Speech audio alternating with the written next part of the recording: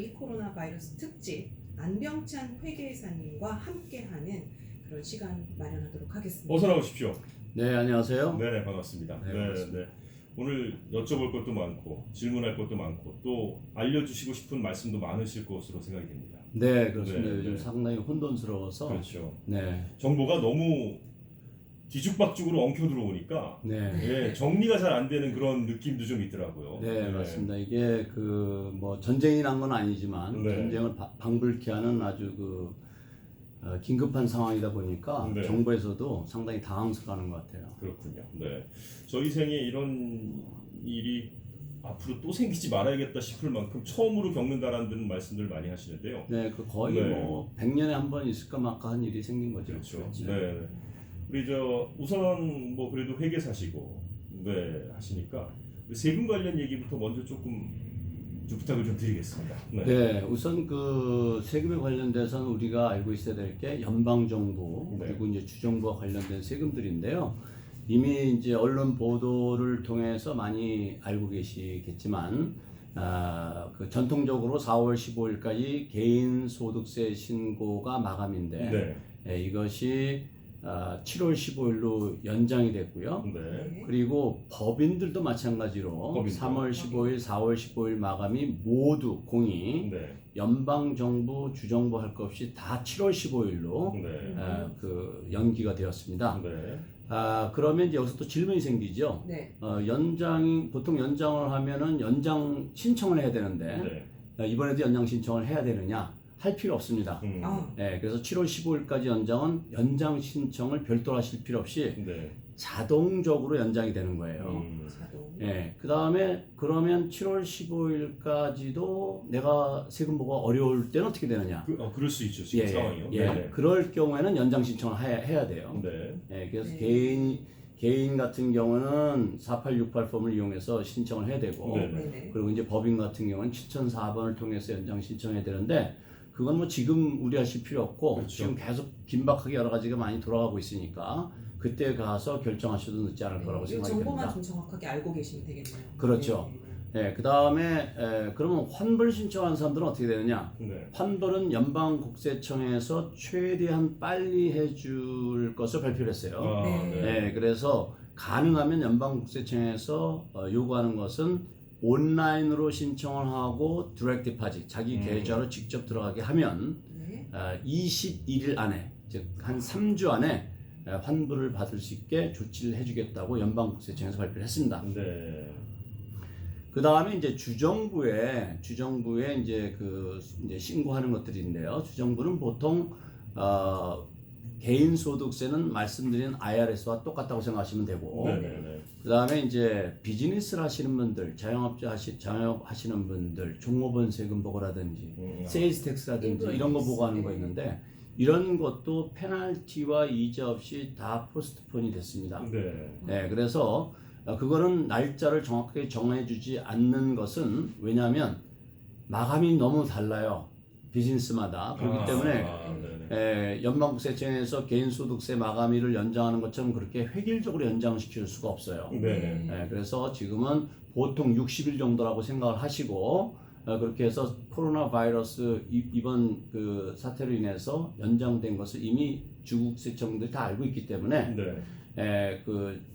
연장 시점에서 보통 60일 정도로 예상을 해서 파일을 하시면 문제가 없을 거라고 생각이 됩니다. 주정부 60일 정도라고 말씀하신 것은 7월 1일하고는 조금 또 차이가 있네요. 그렇죠. 그거하고는 관계가 없어요. 왜 그러냐면 세일즈텍스 같은 경우는 어떤 거는 24일 날까지 신고해야 되고 어떤 건 말일까지 신고해야 되고 어떤 건 쿼터에 마감하는 게 있고 뭐 이게 좀 다르고 또 에스티메이트 텍스 디파지, 페이롤 텍스 디파지 뭐 이렇게 좀 복잡한 것들이 있습니다.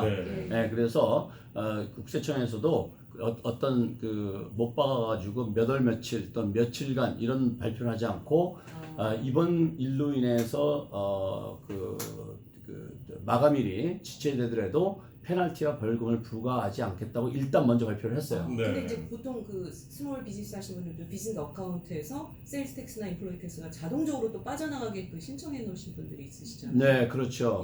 이제 그런 거는 자동적으로 오토매티컬리 국세청에서 가져가는 것이 아니라 내가 오토라이즈를 해야 가지고 갈 수가 있기 그렇죠, 때문에 그렇죠. 그걸 안 하면 네. 되는 거예요. 안 그래서 내가 이제 보내야 되니까 네. 이제 그거를 이제 홀드하시면 되고 네. 네 그렇게 한 다음에 중요한 것은 네. 연방국세청뿐만 아니라 지금 정부에서도 이런 일을 지금 정부의 누구도 과거에 경험해보지 않은 이런 걸 지금 맡고 있기 때문에 이분들의 정책도 계속 바뀔 수밖에 없어요. 네. 그래서 뭐 어제도 그 의회에서 투표해서 지금 뭐 통과가 되지 않았지만 상원에서 일단은 네. 뭐 부결이 됐습니다. 네, 그렇지만 그런 것처럼 그건데 오늘 통과될 수도 있어요. 네. 그렇죠? 네. 그렇기 네. 때문에 맞습니다.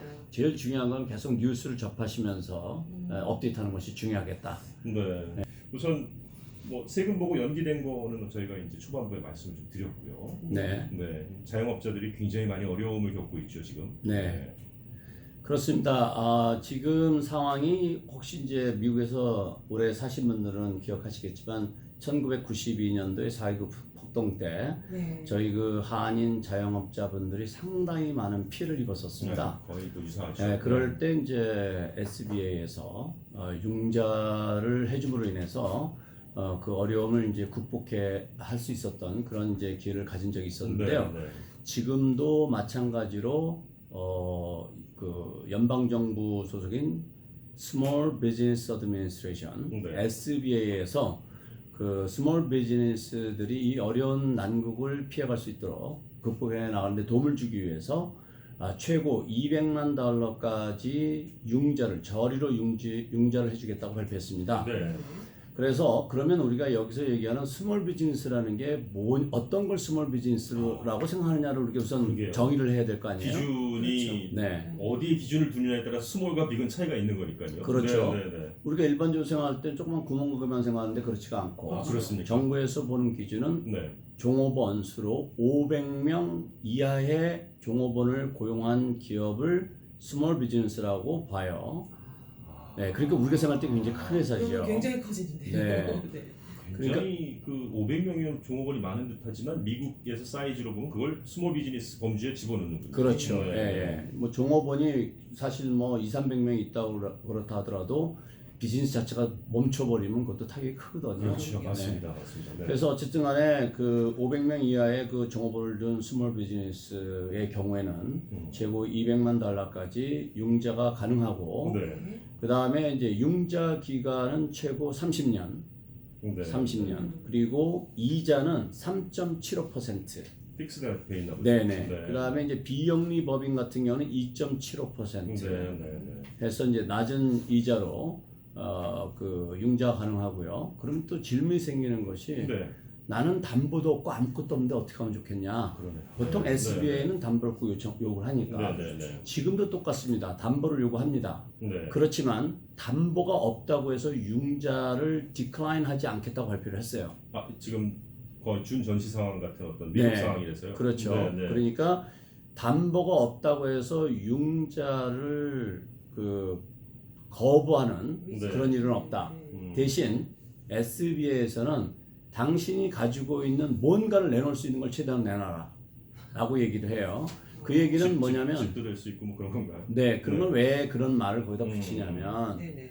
사실 담보가 있음에도 불구하고 안 내놓고 싶은 사람도 있을 수 있잖아요. 그러네요. 네, 그러니까 이제 그 말을 붙여놓고 그리고 나서 이제 융자 신청서를 기입하는 데서 본인이 가지고 있어 하다못해 자동차가 있다 뭐 있을 수 있잖아요. 네. 그런 걸 최대한으로 이제 성의를 표시하면 되는데 융자 금액이 25,000불 이하일 경우는 담보가 필요 없어요. 네. 네, 22,000. 25,000불. 25,000불 이하. 네. 무담보. 네. 네. 그 다음에 신청하는 방법은 네.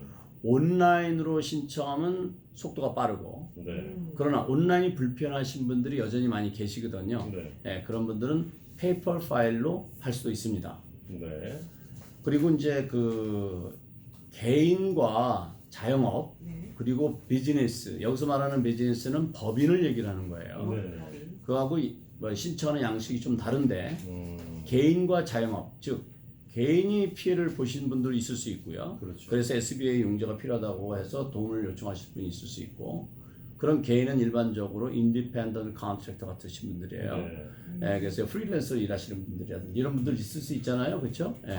그런 분들이 굉장히 또 한인들 많지 않습니까? 네, 그렇죠. 부동산 이런 거 다 포함입니까? 네, 부동산 하시고 네, 보험하시고 네, 그런 분들도 역시 개인 자영업을 보고 폼 5C를 통해서 그 SBA 융자를 신청할 수가 있고, 그 다음에 법인, 여기서 얘기하는 법인이라는 거는 주식회사, 코퍼레이션, 파트너십, LLC, 네, 이런 법인들을 얘기하는 거예요. 법인들 같은 경우는 폼 5를 이용해서 그래서 신청할 수가 있어요. 그런데 SBA 그 신청은 이 폼만 작성해 가지고는 되지 않습니다. 폼은 뭐 한 2페이지, 3페이지 간단한데 거기에 이제 첨부돼야 될 서류들이 많이 있어요. 첨부 서류 준비를 하셔야 되는군요. 첨부 서류들이 많이 있는데 거기에는 이제 그 개인의 경우는 비교적 좀 간단하죠. 뭐 그 이제 그 폼 양식하고 그다음에 내 세금 보고 그동안 이제 파일한 것도 이제 첨부해야 되고 그 세금 보고 서류를 국세청에 베리파이 해야 되는 것을 허락하는 4506T라는 폼에 서명하고 이런 그 SB에서 발표한 가이드라인에 따라서 첨부된 서류를 첨부해가지고 신청하면 되고요. 그렇지만 이제 법인은 좀 복잡해요. 법인은 이제 아무래도 그 첨부해야 될 서류들이 좀 많이 있는데 지금 말씀드렸던 것처럼 법인 소득세 신고서를 SBA에서 국세청하고 베리파이 할 수 있도록 4506T라는 폼을 사인을 해야 되고요. 그 다음에 이제 뭐 financial statement 그리고 뭐 income tax return 이런 것들을 준비해 가지고 다 어티치해야 되고 플러스 personal financial statement. personal financial statement이라는 것은 내 개인 재정에 대한 내역이 담긴 그 표를 얘기하죠. 그것을 다 필아웃해서 그거는 SBA에서 나온 폼이 있어요. 413이라는 폼을 필아웃 해가지고서 신청을 해야 돼요. 그래서 이런 과정이 사실 법인을 운영하시는 분들이라 할지라도 본인들이 직접 하는 데는 한계가 있어요. 그 생각이 저도 방금 들었습니다. 그래서 본인이 담당한 회계사들의 도움이 필요합니다. 그래서 저희 회계법인 같은 경우는 저희 고객 전부를 SBA가 필요한 모든 고객을 무료로 SBA 폼을 작성해 주는 거로 오늘 다 이미 나갔어요. 그래서 왜 그러냐면 이 SBA 폼을 작성하는 게 평상시 같으면 피를 차지해요. 예를 들면 4.19 폭동 때 그 자원봉사도 있었지만 보통 회계 폼에 의뢰하면 1,500불 뭐 이렇게 차지하고서 도와드렸었어요. 맞습니다. 그런데 지금은 그 SBA 그 론 신청할 때 그 수수료를 제3자가 차지하게 되면 반드시 디스클로즈하게 돼 있는데 2,500불까지는 자세한 내용을 쓸 필요가 없어요. 근데 2,500불 이상 차지하게 되면 왜 2,500불 이상을 차지하는지 쓰게 돼 있어요. 그런데 지금 이제 그 저희 회계 폼에서는 전 고객들 지금 너무 어렵기 때문에 그런데 거기다가 돈까지 저희가 차지하게 되면 더 어렵게 되니까 그래서 저희는 이제 무료로 해드리기로 결정을 했는데 어쨌든 간에 이 SBA 폼을 지금 당장 어렵게 되지 않았더라도 혹시 내가 어렵게 될 수도 있다라고 생각하는 게 그런 상황이라면 빨리 움직이시는 것이 좋죠. 그래서 론을 받은 다음에 예를 들어서 안 쓰면 바로 갚으면 되니까요. 그렇지만 내가 정작 필요하게 될 때는 그 돈을 그때 신청하면 또 시간이 걸리잖아요. 또 시청자가 더 늘어나고 했을 그렇죠. 이제 시청자가 미 전역으로 엄청나게 폭주가 될 거거든요. 그래서 가능하면 빨리 움직이시는 것이 좋지 않을까 이렇게 생각이 듭니다. 미리 좀 대비를 하시라는 거죠. 왜냐하면 이 패키지 자체가 그냥 폼만 필아웃하면 뭐 하루만이라도 될 수가 있겠지만 그것이 아니라 거기에 financial statement, projection, 그다음에 personal financial statement 이런 걸 다 같이 들어야 되기 때문에 그런 걸 다 회계사 도움을 받아야 되는데 회계사들이 그 고객 한 분만을 위해서 일하면 금방 되겠지만 동시에 우리도 요청이 막 몰려 들어오니까 그렇기 때문에 맞습니다. 시간이 필요합니다. 그래서 일찍 서두르는 것이 좋을 것 같아요. 오늘 안병찬 회계사님 모시고 이야기 나누고 있는 가운데 SBA라는 것이 우리가 스몰 비즈니스 하니까 그냥 이렇게 지나가다 보는 조그만 가게만을 자꾸 떠올렸는데 저는 매상 또 이런 부분들 이익에 대해서만 정해지는 줄 알았어요. 근데 500명 이하의 네. 종업원을 고용하고 있는 곳을 SBA, 그 스몰 비즈니스 캐러고리에 이제 그 미국에서 넣고 있고 그분들이라면 누구나 지금 뭐 개인이 됐든 자영업이 됐든 SBA 융자를 신청하실 수가 있다. 네. 담보도 평상시하고는 달리 조금 뭐 좀 플렉서블하게 네. 예, 이렇게 좀 뭐 진행이 되는 것 같네요. 그렇죠? 네, 담보가 요청이 있기는 하지만 네. 없다고 해서 융자가 거절되지는 않는다. 그러면 이게 누구나 또 다 어느 지역에서나 전국에 다 되느냐? 그것은 아니고 재난 선포된 지역만 해당이 되는데 캘리포니아 같은 경우는 거의 다 돼요. 지금 뉴욕, 그렇죠. 캘리포니아, 뭐 오레곤 이런 쪽이 재난 선포 주가 된 거죠? 현재? 네네. 예, 그렇게 하고 이제 그 이외에도 여러 주가 많이 있어요. 네바다, 네바다. 애리조나 네. 뭐 다 해당이 되는데 그렇군요. 그 안에서도 카운티가 있어요. 그래서 그것은 SCBA 웹사이트에 들어가면 그 본인 지역에 특히 뭐 캘리포니아, 로스앤젤레스 지역, 오렌지 카운티 지역은 다 해당되니까 네. 이 근처에 사시는 분들은 염려하실 필요가 없지만 네. 혹시 타주에 사시는 분들이 이 방송을 듣고 계시다고 하면 SBA.gov에 들어가셔서 본인이 살고 계신 그 카운티가 주가 해당이 되는지를 확인하실 수가 있으십니다. 네. 네. sba.gov 예, 들어가셔서. 그 다음에 이제 그러면 그 SBA에서는 주로 뭘 보냐? 지금 말씀드린 그런 거 플러스 네. 크레딧 히스토리를 보고요. 크레딧. 크레딧이 좋은지 나쁜지. 그 다음에 과연 론을 해준 다음에 다시 페이할 능력이 있는지를 봐요. 그거겠죠. 네네네. 그럴 겁니다. 자, 이 부분이 대단히 중요해요. 음. 왜 중요하냐면 그 SBA 론을 신청할 때 지금 미래에 대한 내 그 재정적인 그 상황을 설명을 해줘야 될 거 아니에요. 네. 이거를 잘 해주셔야 돼요. 내가 다시 뭐 10만 불을 론한든지 100만 불을 론한든지 그랬을 때 30년 동안 내가 어떻게 어떤 과정에 걸쳐서 갚을 수 있는지를 보여주는 것이 중요하기 때문에 전문가의 사업 도움을- 설명회 같은 어떤 그런 느낌이네요. 예, 그렇지만 뭐 그렇게 뭐 광범위하게 하는 것은 아니고 네. 프로젝션 같은 걸 해서 근데 이미 뭐 또 과거의 히스토리가 있으니까 그렇죠. 예, 그거와 더불어 앞으로 이 비전을 이제 좀 같이 보겠다 이런 얘기 네, 말씀이시죠? 그렇죠. 왜냐하면 융자를 해주는 것은 정부가 되었던 일반 뱅크가 되었던 제일 중요하게 보는 게 과연 내가 이 돈을 빌려주고 나서 이 빌린 이 채무자가 갚을 능력이 있느냐 이거 굉장히 중요하거든요. 네, 그렇기 때문에 이제 그 부분을 보고 그다음에 이제 담보를 보는데 담보는 좀 전에 말씀드렸던 것처럼 25,000불 이하는 필요가 없고 네. 25,000불 이상은 담보를 요구하기는 하지만 네. 없다고 해서 그런 이유 하나로 융자가 거절되지는 않는다 라고 SBA에서는 발표를 했습니다. 네. 이 평상시 이걸 신청했을 때의 승인율하고 이번 특별 지금 재난 시기에 신청했을 때 승인율하고 좀 다르던가요? 어떻습니까? 완전히 다를 거라고 생각합니다. 왜냐하면 네. 사실 굉장히 힘들었잖아요. 이 SBA 문턱이. SBA가 이제 물론 이제 그 힘든 경우도 있고 이제 네. 비즈니스가 어려면 뭐든지 다 힘이 들어요. 맞습니다. 그런데 네. 바로 요 재난 선포하기 전에 상황이 어땠냐면 네.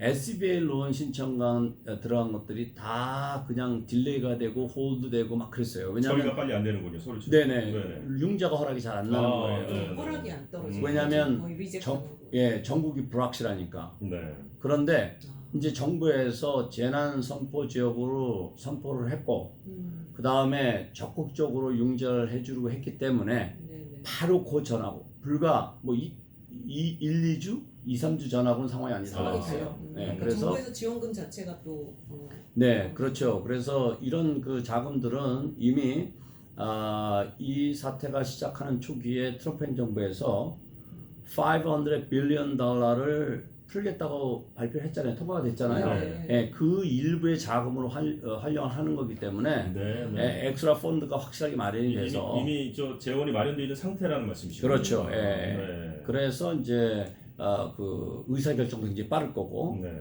그리고 과거에 우리가 그 1992년도에 4.19 폭동이 일어났을 때도 서류만 제대로 갖췄으면 거의 다 융자가 나왔어요. 네. 그런데 아쉽게도 그 당시에 가장 우리 한인들이 어려움을 겪었었던 건 뭐였냐면 소득세 신고를 제대로 못했기 네. 때문에 맞습니다. 그래서 네. 보상을 많이 못 받았었고 그때 한번 좀 깨달은 바가 있긴 있었죠. 네, 보험에 대해서 보상도 많이 못 받았고 그리고 융자하는데 어려움을 많이 겪어서 어떤 분들은 융자를 아예 못하는 경우도 있었어요. 네. 네, 그런데 그 뉴스는 그때하고 지금하고 상황이 너무 많이 바뀐 거는 뭐냐면 네.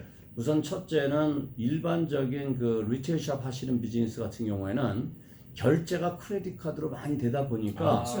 현금 이제는 결제가 그렇죠. 아니죠. 예, 현금 결제가 자꾸 그러다 보니까 매상보가 많이 되어 왔고 요즘 거의 퍼센티지 70%가 70% 이상인 데가 많습니다. 네. 네, 8, 90%까지 이르는 데도 많은데 네네. 그러다 보니까 소득 신고가 많이 이루어져 왔고 네네. 다행이네요. 예, 그렇죠. 다행이죠. 그리고 과거에 그런 경험이 있은 이후로는 그런 부분들이 많이 개선이 되었어요.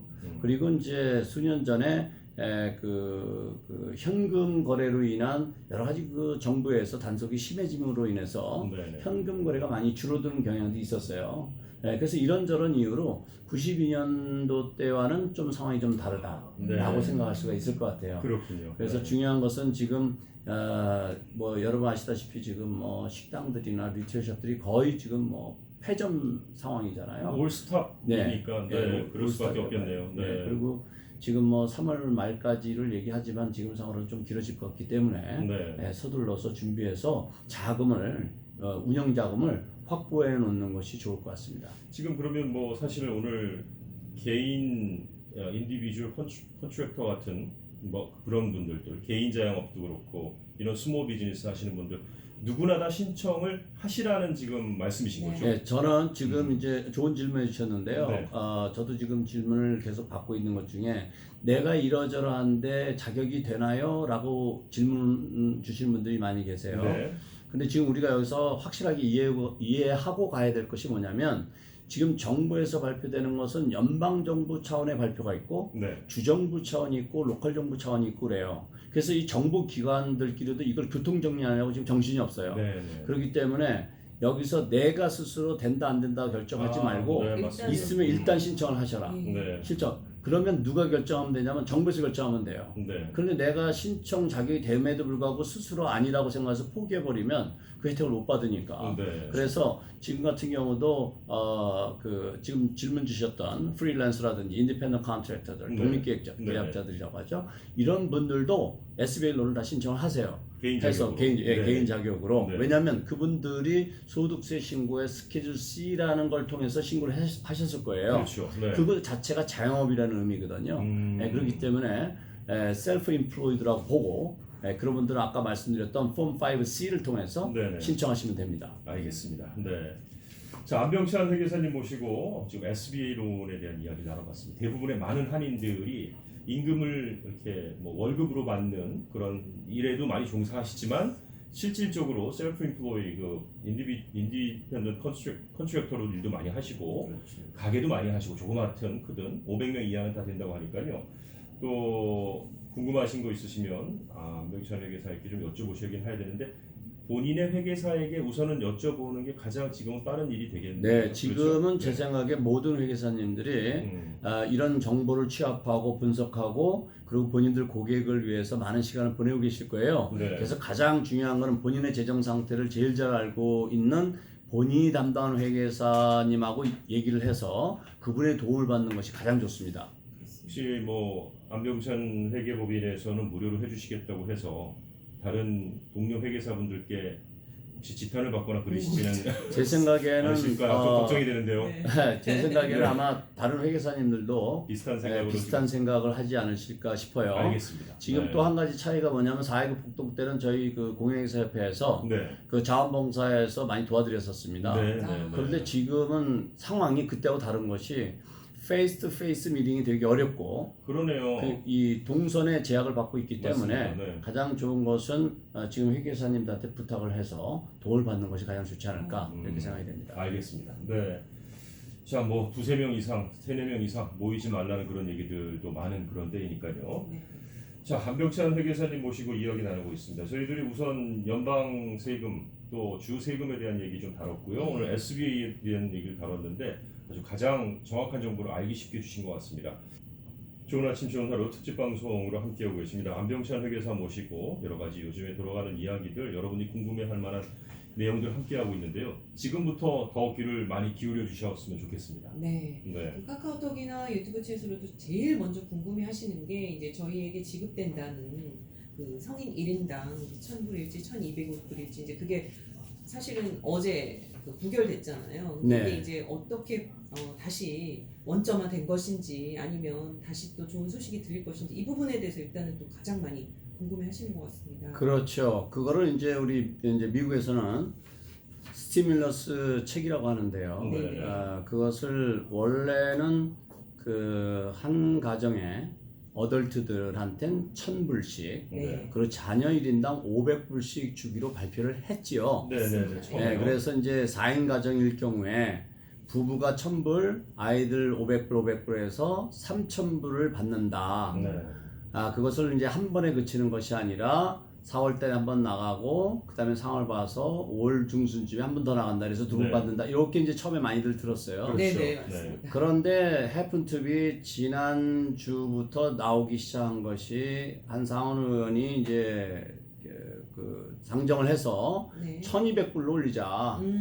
그런 것을 이제 일요일 날 그 의회에서 이제 표결을 했는데 47대 47로 부결이 됐어요. 네네네. 그런데 이제 오늘 아침 새벽에 그 트럼프 대통령이 트윗하면서 뭔가를 우리는 계속해서 시도할 것이라는 거를 또 언급을 했어요. 네. 그래서 이제 관심들이 있는데 네. 1,000불이 됐던 1,200불이 됐던 그건 주는 대로 받으면 되고 우선요. 네. 한 가지 분명한 거는 받는다는 거죠. 정부에서 준다는 거죠. 주기로 했으니까 이거 뭐 안 지킬 수는 없는 네, 거죠. 이거는 오는 거예요. 무조건 오는 지키는데. 건데 4월 달에 받으실 건데 네. 첫 수표가 4월 6일쯤 이제 도착할 것으로 예상이 되는데요. 네. 그러면 누구나 다 받는 거냐? 이게 궁금할 거고요. 두 번째는 네. 무슨 그것도 뭐 어떤 사람은 서류 미비자가 있을 수도 있고 네. 어떤 사람은 세금 보고를 한 번도 안 한 사람도 있었고 어떤 사람은 네. 고소득 저소득이 있을 텐데 그쵸, 그쵸. 어떤 기준이 있는가 우리가 이걸 조금 이해를 하면 네. 도움이 되지 않을까 싶어요. 우선 정부에서 발표한 거는 뭐냐면 싱글일 경우에 75,000불 이상 75,000불까지 버는 사람들한테만 주고 네. 15만 불까지만 준다고 이렇게 발표가 됐어요. 부부 공동일 경우에는 네. 75,000불 더하기 75,000불 하면 15만 불이잖아요. 그런데 이하만 주겠다. 네, 이하만 네, 이제 네, 주겠다. 네. 그 대신 1인당 75,000불에서 맥시멈 99,000불까지 그 사이에는 페이즈 아웃 된다 그러는데 금액을 조정해서 주는 네, 거예요. 네, 네. 전체 금액을 주는 게 아니라. 거죠? 예, 네. 소득이 높아지니까. 그러니까 이제 부부 공동일 경우에는 198,000불까지. 198,000불이 넘었으면 못 받는다고 생각하시면 돼요. 네. 네. 네. 네. 자, 그러면 이제 우리가 궁금한 게, 야, 가만있어, 우리가 받을 수 있나? 우리는 서류 미비자인데? 또는, 나는 은퇴해가지고 세금 보고한 적이 없는데? 어떻게 네. 받지? 이게 궁금하잖아요. 소득의 기준도 없는데. 네. 그런데 국세청에서 또 2,500불, 소득이 1년에 2,500불 이하는 또 안 준다 그랬어요. 그 이유는 왜 그럴까요? 왜냐하면 2,500불도 못 버는데 산다는 얘기는 뭔가 자금 소스가 있다는 얘기거든요. 네, 그래서 이제 그렇게 판단한 걸 수가 있다고 저는 생각을 하고. 연 2,500불 이하로 보고하는 사람 그렇죠. 안 준다. 네. 네. 그런 분들은 대부분 뭐 이자 소득 정도 있고 자기가 돈 세이브해 놓은 게 있어서 살 수 있는 분들이라고 보는 거예요. 네. 네. 근데 이제 이런 구체적인 내용은 추가적으로 더 발표가 될 겁니다. 네. 네, 지금까지 발표된 것만 말씀을 드리는 거고 네. 이것은 한 가지 분명한 것은 계속 변할 수 있다는 거예요. 그래서 맞습니다. 계속 이렇게 라디오를 청취하시면서 뉴스를 업데이트하는 것이 중요하다고 생각이 되고요. 네. 뉴스에 좀 귀를 기울이시는 게 좋죠. 네네. 그렇게 하고 그러면은 지금 현재 발표된 거로 봐서 뭘 기준으로 할 거냐? 일반적으로 지금 발표된 내용으로 봐서는 소득세 신고한 걸 기준으로 해서 그렇게 해서 책이 나갈 가능성이 대단히 높다. 왜냐하면 다른 건 기준을 잡을 게 없어요. 그러네요. 어딘가 누가 숨어져 있다라는 것까지 찾아가면서 돈을 지급하기 너무 어려우니까. 네. 그렇지만 국세청에서 그 재무부에서 이제 돈을 지급해야 되니까 네, 거기에서 네, 가장 객관적인 자료를 가지고 있는 것은 역시 소득세 신고서다. 그러네요. 그러면 소득세 신고를 나는 어려운데 소득세 신고를 안 했는데 어떻게 되느냐? 대단히 죄송하지만 그런 분들을 정부에서 찾아와서 지급하는 거에는 한계가 있을 거라고 저는 봐요. 네, 그래서 국세청에서 항상 컴플라이언스, 소득세 신고하는 걸 많이 강조를 하죠. 네. 그런데 말씀드렸던 것처럼 나는 소득세 신고를 그동안 수십 년 동안 해왔다가 지난 2, 3년 동안 내가 은퇴를 해서 나 소득세 신고 안 해왔다 라고 하실 경우에는 아까 말씀드렸던 것처럼 어떻게 소득의 근원이 나름대로 리소스가 있다고 보고 또는 생활에 문제가 없다라고 판단해서 그럴 수 있다. 그리고 또 어차피 이런 거를 기준을 둘 때 모든 경우 수를 다 집어넣을 수가 없잖아요. 네. 그러니까 어떤 가이드라인을 정할 때 역시 지금 발표한 것처럼 그런 소득세 기준으로 할 가능성이 높다. 그 이유는 7만 5천 불 이하는 지급이 되지만 9만 9천 불 이상은 지급이 안 된다. 부부 공동일 경우 19만 8천 불 이상은 지급이 안 된다는 기준 자체가 소득세 신고서를 기준으로 하겠다는 것에 간접적인 표현이라고 생각할 수 있다는 거죠. 어떻게 보면 신분은 따지지 않겠다라고도 볼 수 있는 걸까요? 네, 신분은 네. 안 따진다고 저는 봅니다. 왜냐하면 국세청에 신고되는 것은 서류 미비자이든 시민권자든 영주권자든 관계없이 네. 그 신분과 관계없이 국세청에 신고를 다 할 수가 있거든요. 네. 그렇기 그렇죠. 때문에 그 신분과는 관계없이 지급될 것이라고 저는 생각합니다. 네, 알겠습니다. 자, 우선 그 부분은 대신 지금까지 들어와 있는 정보에 의해서 여러분께 말씀드린 거고 이 시각 이후에 이게 어떻게 바뀔지는 여러분께서 계속 팔로우업을 하셔야 되는 거죠. 그렇죠. 네. 예를 들어서 오늘이라도 의회에서 통과가 돼가지고 1,000불이 1,200불로 바뀔 수도 있고 네. 그 안에 내용이 바뀔 수 있기 때문에 그런 그 세세한 것들은 변할 수 있다는 전제에서 큰 틀만 말씀을 드린 겁니다. 네, 알겠습니다. 자, 그리고 지금 사업체마다 뭐 난리입니다. 이렇게 어려울 때 내 시간을 줄이면 어떡하냐, 나를 자르면 어떡하냐. 그러면 또 고용주 입장에서는 우리가 들어오는 돈이 돌질 않기 때문에 킵할 수 없다. 그래서 지금 뭐 여기저기 보니까 레이오프 얘기도 많이 나오고 일단 뭐 식당 네. 같은 경우는 손님을 전혀 받을 수가 없으니까요. 그렇죠. 네, 그런 얘기들이 계속 나오고 있어서 정말 대단히 많은 사람들이 힘들어하는 이 시기에 개인적으로 또 사업주가 고용주가 할 수 있는 일들이 분명히 또 위기 상황이니까 있을 것 같습니다. 네, 그렇습니다. 좋은 말씀해 주셨는데요. 미 연방 그 노동국에서는 네. 그 지난 3월 19일 날 Emergency Paid Sick Leave Act라는 것을 발표했어요. Emergency 네. Paid Sick Leave 네. Act. 굳이 한국말로 번역을 한다면 긴급 유급 휴가 규정이에요. 긴급 유급 휴가요. 예. 네. 자, 이게 무슨 얘기냐면은 지금 이미 캘리포니아도 그렇고 로스앤젤레스에서도 발표를 했고 Safe at Home 해서 전부 집에 지금 스테이 하라고 그러잖아요. 네. 스테이 네. 홈. 스테이 홈이라는 얘기는 다른 말로 얘기하면 일하지 말라는 얘기잖아요. 예, 일 나가지 마. 네. 그거예요. 어떤 근로 조건은 재택근무하면서 할 수 있는 일이 있기는 하지만 네. 네. 많은 직업 중에는 재택근무로 해결할 수 없는 일들이 되게 많다고요. 네. 지금 그렇습니다. 예를 들으셨던 것처럼 식당에서 일을 하신다든지 이런 거 어떻게 재택에서 근무할 수 네. 있는 방법이 없잖아요. 네. 그래서 이런 경우에 정부에서 아주 좋은 그 규정을 발표를 했습니다. 네. 1인당 하루에 네. 최고 풀타임 직원일 경우에 네. 네네. 511달러를 지급하고 최고 80시간 그러니까 10일이에요. 근무 네. 시간으로 네. 를 5,110불까지 임플로이어리 고용주가 고용인에게 종업원에게 지급해도 된다. 그러면 고용주는 그 돈을 정부로부터 받는다. 즉 정부가 다 주겠다 돈을. 아.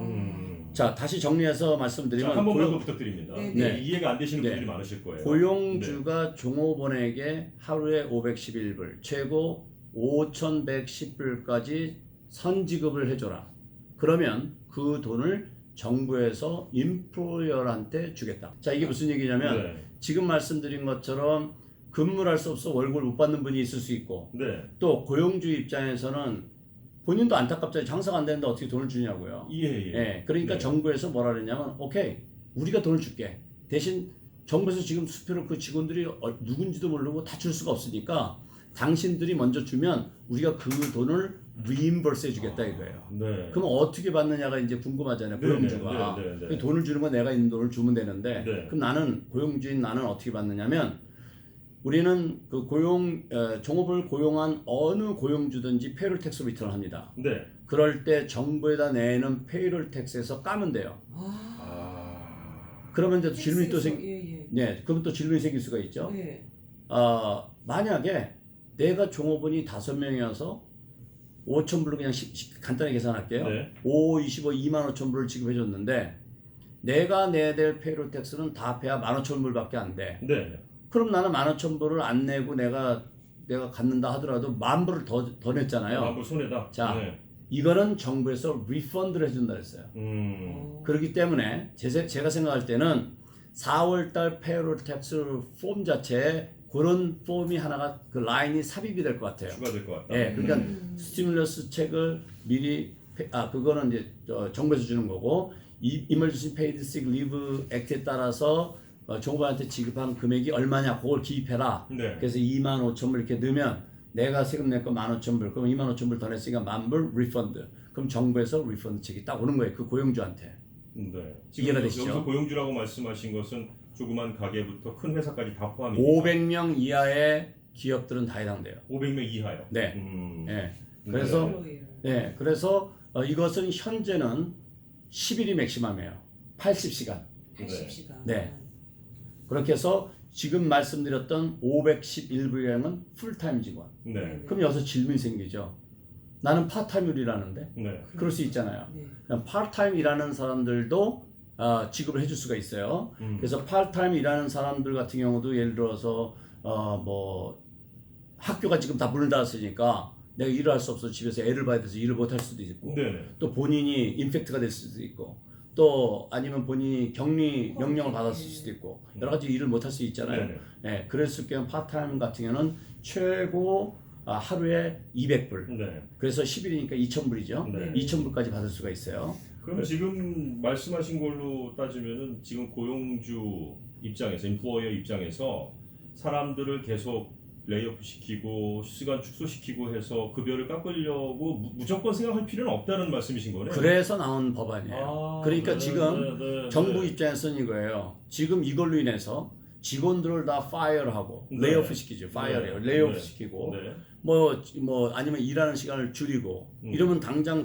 많은 국민들이 그 생활에 당장 어려움을 겪게 되고 직업을 잃게 되고 맞습니다. 이렇게 네. 되니까 경제의 근간을 흔들 수가 있어요. 네, 네. 그것을 나중에 회복하는 돈보다는 지금 이 돈이 더 쌀 수가 있어요.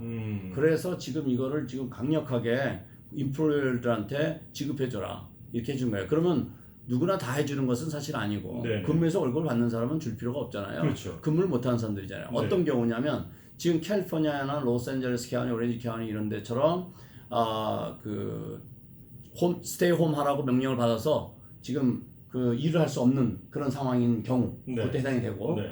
본인이 인펙트가 됐어 코로나 바이러스에 그런 경우도 해당이 되고 네. 또는 증상이 보여서 그 정부 기관이나 또는 그 의사로부터 그 의료 전문의로부터 격리 명령을 받은 사람들 자가격리. 네, 자가격리. 자촉을 그다음에 했잖아요. 또 자기는 괜찮지만 가족 중에 그런 환경이 생겨서 내가 도와줘서 일을 할 수 없는 경우 그다음에 또 자녀가 학교를 다녀서 이 근무 시간에는 그 애프터스쿨이나 이런 데 맡겨서 자기 일을 할 수 있었는데 네. 지금 다 클로스가 됐잖아요. 네. 그 자녀를 돌봐야 돼서 돌봐야 일을 할 수 돼요. 없는 경우 네. 이런 경우는 다 해당이 돼요. 그렇군요. 그러면 여기서 중요한 건 뭐냐면 둘 인플로이 입장 내가 종업원인 입장에는 이런 뉴스를 받으셨으니까 네. 고용주한테 말씀을 드려서 이 돈을 받도록 하시고 또 고용주분들은 이것이 어떤 개인의 의견이 아니라 정부에서 발표한 것이니까 네. 이것을 믿고 주시고 페이롤 텍스에서 빼시면 돼요. 네, 그렇게 해서 그 차액은 리펀드를 받고. 네. 근데 여기에서 고민이 뭐냐면 그런 약간의 한두 달 또는 2-3개월의 자금을 융통할 수 있는 인플로이어들은 그렇게 할 수가 있는데 그러네요. 그조차도 내가 어려운 먼저- 경우 내가 먼저 써야 되니까 이게. 예, 네. 어려운 경우가 좀 안타깝죠. 그렇죠. 네. 먼저 줘야 하는 그런 상황이 안 되는 분들은 네. 지금 이런 힘든 상황에서 일단은 직원들을 빨리 정리하는 것이 이제 그분들에게 더 이상의 손해를 막을 수 있다고 생각하니까 그 부분을 제일 고민하실 것 같아요. 네, 그래서 그런 경우는 SBA 융자를 통해서 워킹 캐피탈을 만들어서 그 종업원을 살리고 그리고 네. 그 돈을 난 정부에서 받으면 되니까. 네. 그러니까 손해 보는 게 아니에요 고용주는. 그러네요. 네, 그래서 절대 손해 보지 않는 네네. 지금 지금 현재 나와 있는 것 그 제도만 잘 여러분들께서 숙지하시고 이용하시면 절대 손해 보는 일은 없겠네요. 네, 그래서 이 규정이 4월 2일부터 시작을 해서 금년 말까지 이어지는 거기 때문에 네. 그래서 그런 지금 이제 돌아가는 상황을 계속 업데이트 하셔가지고 차질이 없도록 하고 그다음에 중요한 거는 이제 고용주 의무사항에 대해서 이게 이제 의무사항으로 이거는 노동법이에요. 네. 노동법으로 강행을 하는 거예요. 그래서 3월 만약에 이걸 이행하지 않을 경우에 인플로이들이 뭔가 불이익을 당할 수도 있죠. 예를 들면 예. 이제 종업원으로부터 고소를 당한다든지 뭐 이런 일이 생길 수도 있어요. 근데 네. 이거는 저도 이 말은 조심스러운 것이 뭐냐면 이건 다 처음이기 때문에 몰라요. 그런 네. 일이 일어날지 안 일어날지. 그렇지만 한 가지 분명한 거는 노동부에서 발표한 거예요. 노동부에서 발표한 건 노동법의 큰 범주에 들어간다고 봐야 돼요. 네. 그러면은 거기에서 지금 3월 25일자로 네. 내일 모레 3월 25일자로 그 포스터를 이제 발표를 한다 그랬어요. 네. 포스터를 만들어서 배부한다 그랬어요. 그러면 그 포스터에 그 내용이 가 있을 거라고 보고요. 네. 그다음에 4월 2일자로 계산 방법이나 이런 자세한 거가 담긴 가이드라인을 발표한다 그랬어요. 네. 그러니까 지금 그런 게 나와 있는 상태는 아니에요. 아니군요. 예. 네. 그렇지만 이 내용은 이미 발표가 됐어요. 그렇군요. 그래서 지금 이 말씀하신 지금 내용 굉장히 중요한 내용인데요. 네. 이 내용을 구체화하고 어떻게 계산하고 이런 것을 4월 2일까지 발표한다는 얘기고 3월 25일 날은 포스터가 나와요. 네. 알겠습니다. 지금 많은 자영업자분들이 좀 혼란스러우실 것 같은데 네. 역시 이럴 때 전문가의 도움을 좀 받으셔야 되는 뭐 그런 상황인 것 같고요. 그렇죠. 그다음에 또 중요한 거 하나가 뭐냐면 직원이 25명 이상인 자영업하고 25명 이하인 자영업하고 또 차이가 있는데 25명 이상 비즈니스일 경우에는 그 직원을 반드시 제자리로 다시 재고용해야 돼요. 네. 25명 이하일 경우. 네네. 네. 이상일 경우. 이상일 경우. 이상일 경우. 네. 그리고 이하일 경우에는 비즈니스가 이번 일로 인해서 너무 어려워져 가지고 그 자리에 사람을 고용할 수 없는 상황일 경우에는 고용을 안 해도 되지만 그 자리가 존재하는 그 직원을 다시 고용해야 돼요. 이해가 되시죠? 알겠습니다. 네. 그래서 이제 두 분 같은 다른 경우에 사람을 고용할 수는 없다. 저희는 어떻게 되나요? 그래, 두 분 같은 경우에 이 자리에 이 방송 시간에 다른 사람을 고용하시려고 그러면 안 된다는 거죠. 직업을 해줘야 된다 이런 얘기죠. 최근에 들었던 뉴스 가운데 가장 반가운 뉴스입니다. 자, 그럼에도 불구하고 지금 이제 고용주 의무 사항임에도 불구하고 이미 벌써 레이오프 당하셨거나 지금 직장을 못 가는데 이런 걸 고용주가 잘 몰라서 뭐 하루에 510불씩 이렇게 뭐 주고 이런 거 잘 몰라서 소통이 안 되고 있어서 지금 집에 그냥 계신 분들 이런 분들 최후의 방법은 뭐가 있을까요? 네, 이런 분들 지금 아주 너무 중요한 질문을 주셨는데요. 여기서 우리가 꼭 착각하면 안 될 게 뭐냐면 고용주와 고용인 간에 감정 싸움이 생기면 안 돼요. 이건 누구의 잘잘못이 아니고 그렇습니다. 또 맞습니다. 고용주가 이 내용을 정보를 못 접해서 지급해주지 않았다고 그 사람을 욕해서도 안 된다고 몰라서 그런 거니까요. 그러면 어떻게 되냐면 예를 들어서 이 방송 듣고 있는 레이오프 당한 분이 계시다면 고용주한테 연락해서 이런 것이 발표됐다고 하니 한번 검토해 보시고 알려주셨으면 고맙겠습니다라고 해주시는 게 좋을 거고요. 그 다음에 그걸 알면서도 안 해준다 그러면은 이제 도움이 필요하시겠죠. 그러네요. 알겠습니다. 그러나 이제 뭐 대부분 고용주가 아까 말씀드렸던 것처럼 그걸 알면서 안 해줄 때는 혹시 재정적인 어려움이 있을 수가 있으니까 그럴 때 이제 그런 걸 서로 대화를 해서 슬기롭게 해결하는 방법이 좋겠죠.